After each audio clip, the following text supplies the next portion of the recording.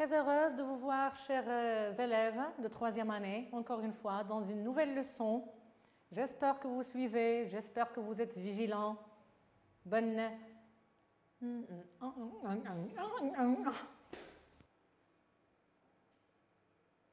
Très heureuse de vous voir, chers élèves de 3e année, encore une fois, dans une nouvelle leçon. J'espère que vous me suivez attentivement. Je suis avec vous, Madame Qaidi, enseignante de français au collège. Bismillah. Bien. Vous connaissez certainement les causes exactes du virus corona. Non? Quelle est la cause exacte du virus corona? Oui, c'est peut-être une mutation à travers le contact humain. D'accord. On a utilisé peut-être. Ça veut dire qu'on a émis une hypothèse. Aujourd'hui, on va voir comment on peut raisonner à partir d'une hypothèse. Et quels sont les moyens langagiers qu'on peut utiliser pour raisonner à partir d'une hypothèse. Observons le texte suivant. Les laboratoires du monde entier s'élancent à la recherche d'un médicament efficace contre le virus. Selon certaines presses, il se peut qu'un laboratoire français lance une étude dans les prochains jours pour tester à grande échelle le médicament Plaquenil. Mais, d'après l'Institut Pasteur de Dakar, les chercheurs auraient armé le continent avec l'équipement nécessaire pour prévenir la propagation du virus. En effet, la lutte contre les maladies épidémiques en Afrique n'est pas nouvelle, ce qui tend à prouver que le Sénégal pourrait nous sauver de cette pandémie. Bien. De quoi parle-t-on dans ce paragraphe? Oui, bien sûr, on parle d'un médicament contre le virus corona. Combien d'hypothèses sont-elles émises? Observez bien le texte. Oui, bien sûr, il y en a 2. Lesquelles? Quelle est la première de cette hypothèse? Oui, il se peut qu'un laboratoire français lance une étude pour tester le médicament. Bien. Et la deuxième? La deuxième, c'est, d'après l'Institut Pasteur de Dakar, des chercheurs auraient armé le continent avec l'équipement nécessaire pour prévenir la propagation du virus. Alors, comment trouvez-vous la deuxième hypothèse par rapport à la première? Oui, la deuxième est plus forte que la première. D'accord. Elle est aussi plus développée. Très bien. Oui, alors elle est plus forte, elle est plus développée. Pourquoi, à votre avis? Eh bien, parce qu'elle est argumentée, oui, et parce qu'elle est appuyée par des exemples. Très bien. Quelle est la conclusion de l'émission de cette hypothèse? Il y a bien sûr une conclusion, il y a un résultat de cette hypothèse. C'est que le Sénégal pourrait nous sauver de cette épidémie. Bien. Quelles sont les expressions qu'on a utilisées dans le texte pour émettre les 2 hypothèses? Observons le texte. Alors la première, quelle est l'expression qu'on a utilisée pour émettre l'hypothèse, la première hypothèse? Oui, il se peut que. Il se peut que. À quel mode est le verbe lancer qui suit il se peut que? Oui, c'est le mode subjonctif. Et vous vous rappelez très bien, le mode subjonctif, c'est le mode qu'on utilise pour exprimer une action envisagée par l'esprit. Bien. la deuxième hypothèse, quelle est l'expression qu'on a utilisée pour l'exprimer? Oui, bien sûr, on a utilisé le mode conditionnel. Aurait armé. C'est le conditionnel passé du verbe armer. Et comme vous le savez très bien, le mode conditionnel, c'est le temps de l'incertitude, c'est le temps de l'irréel. On a déjà dit ça dans la leçon précédente. Très bien.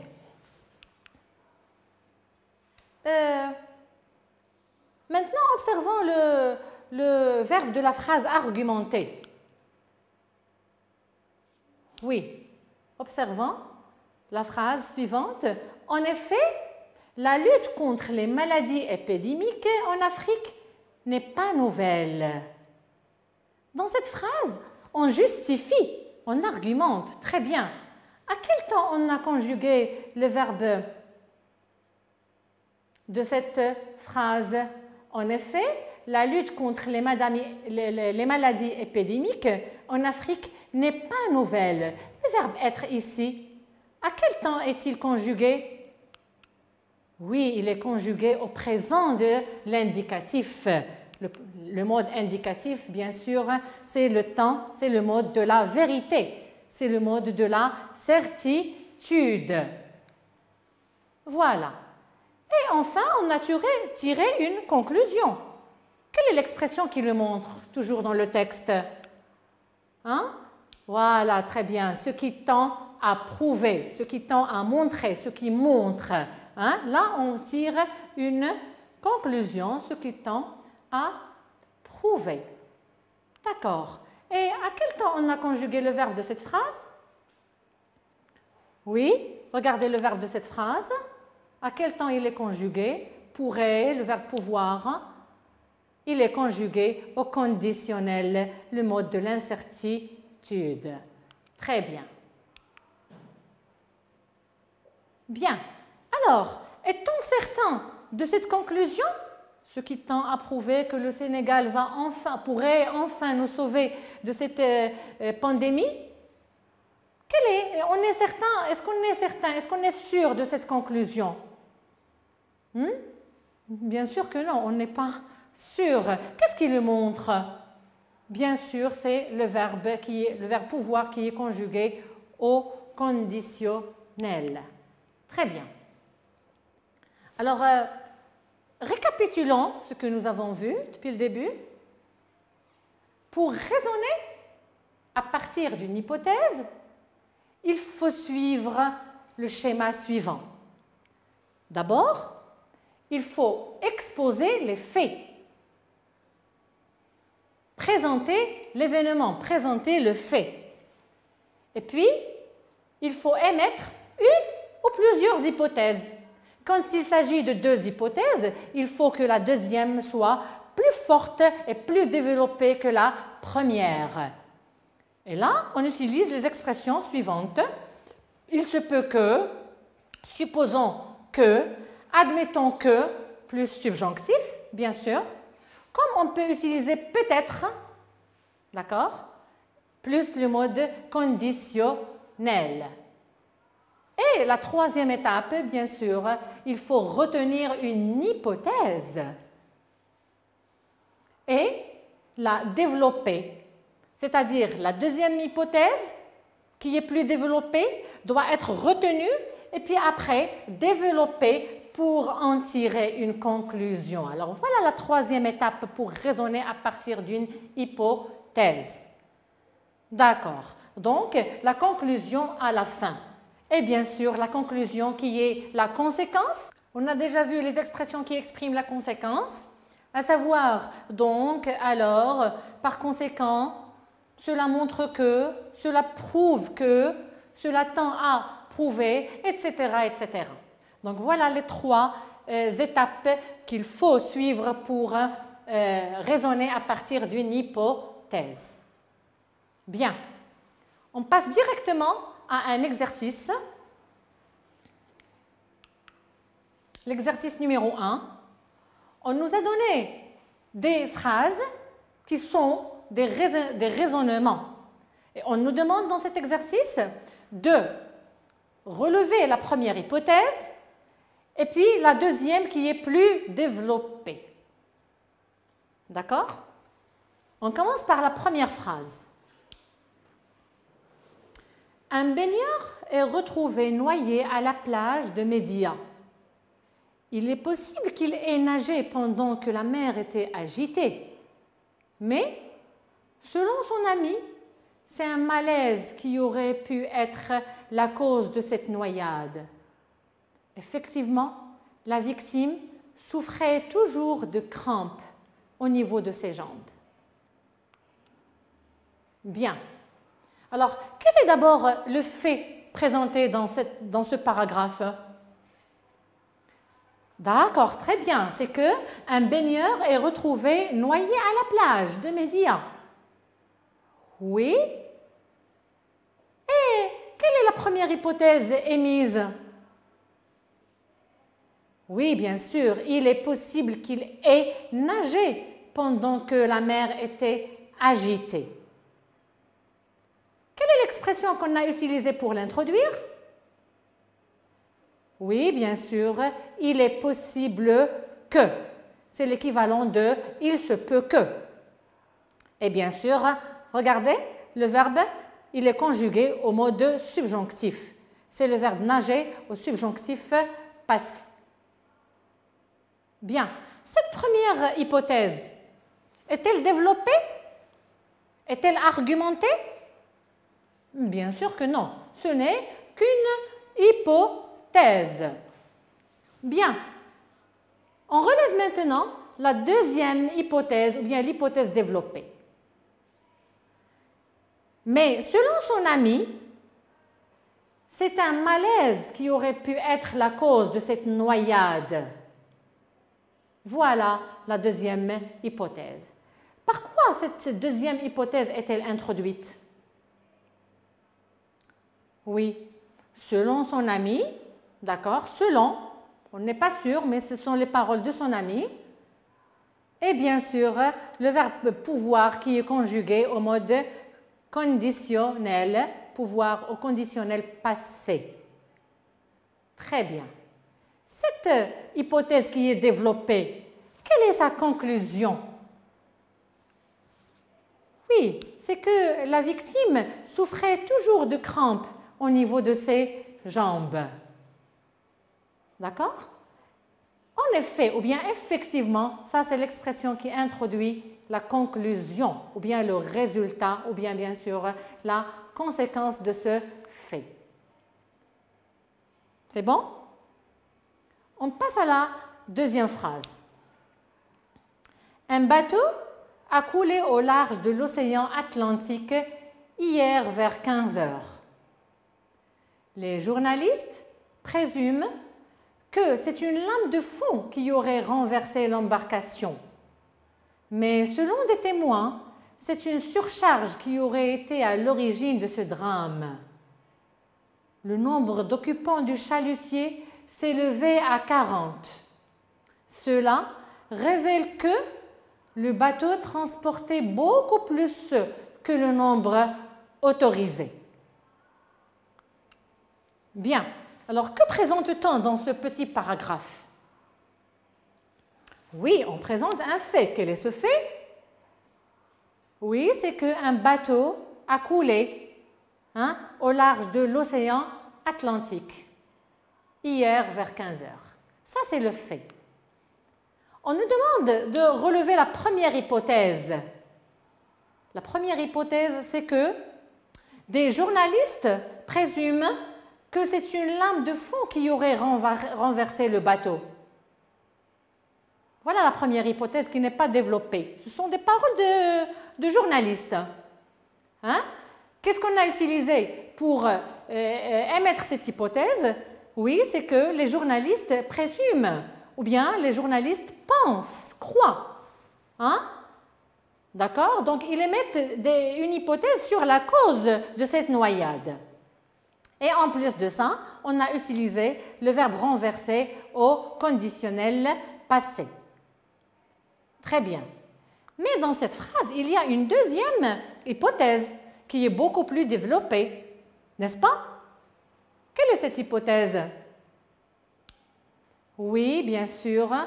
Selon des témoins, vous savez très bien ce que ça veut dire des témoins, c'est-à-dire des gens qui ont vu ce problème.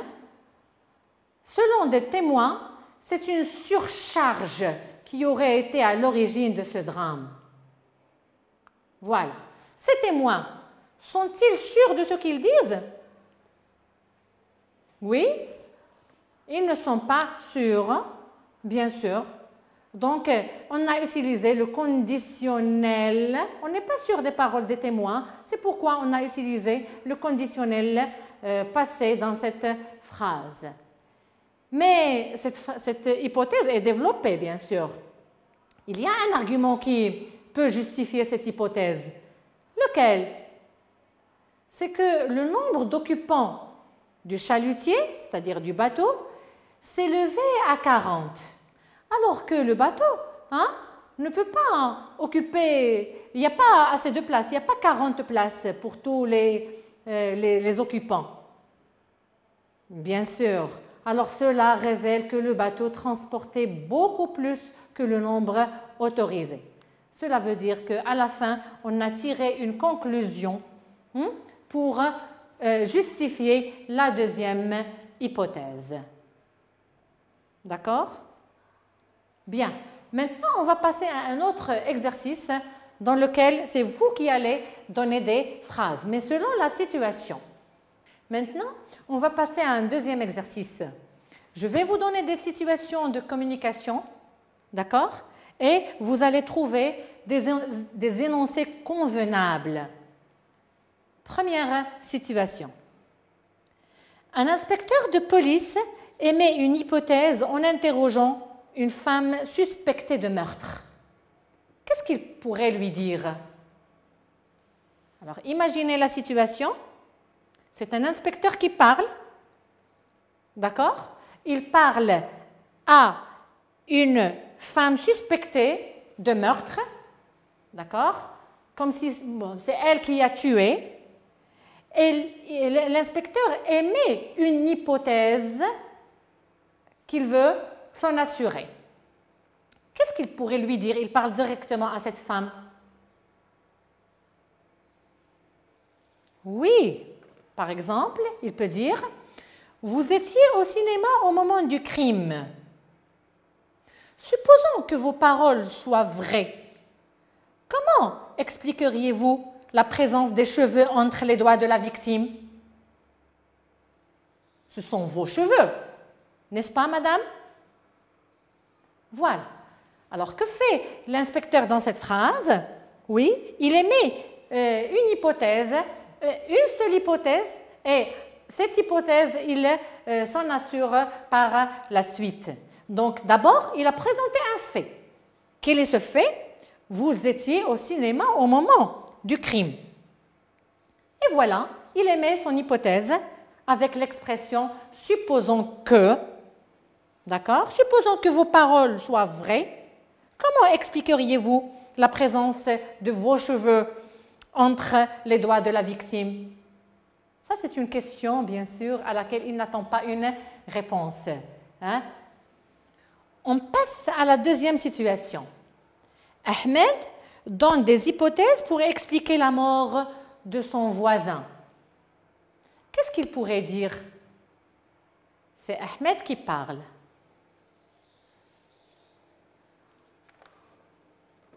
Un jeune homme est déclaré mort la semaine dernière.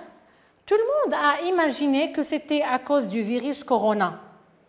Or, son médecin traitant a constaté qu'il souffrait d'une maladie chronique. Éventuellement, il avait un diabète méchant, ce qui tend à prouver qu'il serait mort à cause d'une hypoglycémie. D'accord. Il y a le fait, et puis ce fait est expliqué par deux hypothèses. La première, elle n'est pas assez forte que la deuxième. La deuxième est développée et argumentée par le médecin traitant.